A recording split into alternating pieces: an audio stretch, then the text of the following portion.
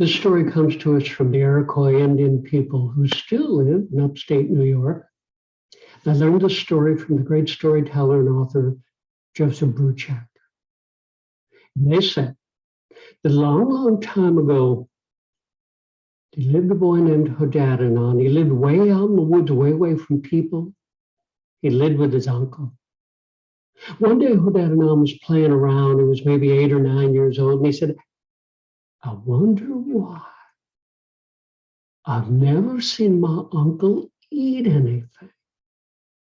And he realized that his whole life, he'd never once seen his uncle eat any food. He said, I bet my uncle eats at night while I'm asleep. So that night, Hodadenon took his knife. He poked a hole in his sleeping blanket. And that night, he looked out through that hole so he could see what his uncle did at night. He saw his uncle sitting by the fire in their cabin. His uncle said, Hodadenon, he must be asleep.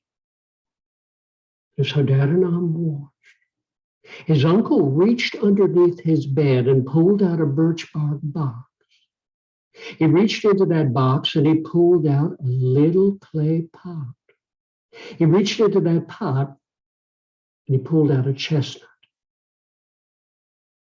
Hodadenon's uncle took his knife.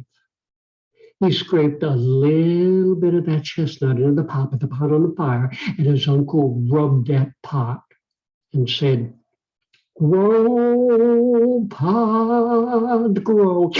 That pot grew. It was filled with bubbling chestnut pudding. Hodadenon said, that's how he eats. And he watched as his uncle ate all of that pudding and then cleaned out the pot, put the pot in the box, put the chestnut in the pot, and put the box underneath his bed.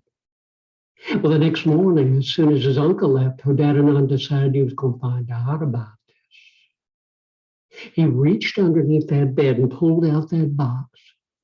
He lifted out that pot. He took out that chestnut, and with his own knife, he scraped a little bit of that chestnut into the pot, put the pot on the fire, and with his own hands, Hodadenon rubbed that pot. He said, grow, pot, grow.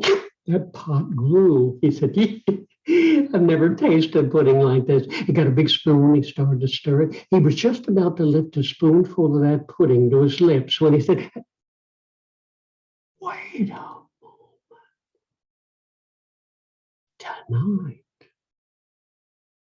Tonight, when Uncle comes home, I'm going to surprise him. I'm going to make enough chestnut pudding for both him and Matty. He'll be so proud of me. Where's that chestnut? He took that chestnut and he scraped maybe about half of it into the pot. And he rubbed that pot again. He said, grow, pot, grow. That pot grew so big he had to stir it with a canoe paddle. He said, wait a minute. What if we should have some visitors tonight? I'm going to make enough chestnut pudding for everybody. He took that whole chestnut, he dropped it into that pot, and he rubbed that pot again. He said, grow, pot, grow. That pot grew so big, it filled the whole cabin. Hodadenon had to go outside and take his axe, cut down an 18-foot tall tree, climb up the roof, and put that tree down through the chimney just to stir that pot. While he was stirring it, his uncle came down the trail. He said, Hodadenon, don't you know you've killed me? Hodadenon said, what? Calm down. Don't you know what your name means? Hodadenon said, no, Uncle, I didn't know my name meant anything. Hodadenon means your name means the last one left. You're the last one left in your family when you were just a baby. The 7 sisters that lived in the woods in the north came and they took your mother, your father, your sister. And they said, I go keep you because you were small. But they cast a spell on me. And they said that all the food I'd eaten my whole life would have to be in that one chestnut. You've used all of it, haven't you? Well, Dad and I said, oh, Uncle, you don't need to worry. I'll just get you another chestnut.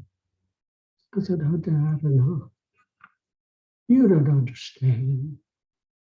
There's only 7 chestnut trees in the whole world. And they stand right outside the cave of those 7 sisters. Everyone who goes there becomes their slave. Dad and I said, well, Uncle, the Creator who made us did not mean us to be slaves. Sounds like the kind of adventure I might enjoy. And he started to walk on the trail to the north. And he walked all that day. Then he looked up ahead, and on either side of the trail were 2 rattlesnakes, coiled, waiting to spring. And when Hodadenon looked, he could see that each snake had just a touch of chestnut pudding on its lips. Got an idea. He went out in the woods and caught 2 chipmunks. He held them up in the air and he said, the Creator who made us did not mean us to be slaves. This is your food. This is the food you eat. And he threw those chipmunks. And each chipmunk landed at each one of the rattlesnake's mouths. And they swallowed them and crawled off in the woods. And even to this day, because of that, you can't make a slave out of a rattlesnake. He walked further up the trail, and at last, as the sun was dipping down, he saw 7 chestnut trees in a clearing. And beyond those trees was a cave set in the side of the hill with smoke, the smell of chestnut pudding coming out of it. And when Hodadenon looked in the top of that tallest tree, he could see that there was a young girl tied by their long hair in the branches. And when he looked at her, he could see that she had chestnut pudding on her mouth. And he looked in the ground, and Hodadenon saw a mole hole, and got an idea. He took his hands. He said, I wonder if my uncle's trick could work. He rubbed his body, and he said, shrink, body, shrink. Shrink down. He was about 2 inches tall. He crawled up to that mole. He said, Mo, come up here. The mole came up into the light. Hodadenon said, Mo, if I keep myself very small, could I ride on your back? Would you carry me underground and bring me right up underneath that chestnut tree? The mole looked up and said,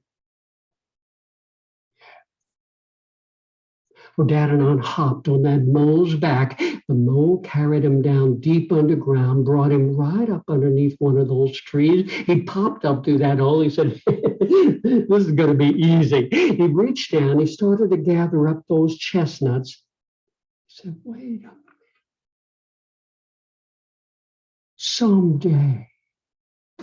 Someday these chestnuts are going to be gone.